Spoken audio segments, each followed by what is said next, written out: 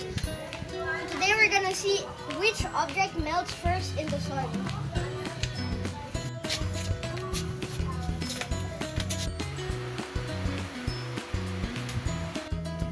Hi guys, we're back, and this is what the ice looks like now.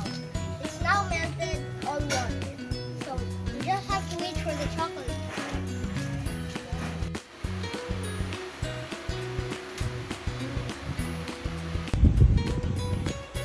Hi guys, today it's after 1:37 p.m.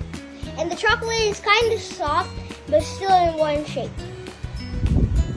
It didn't melt because there are different type of factors. Number one, it's cloudy.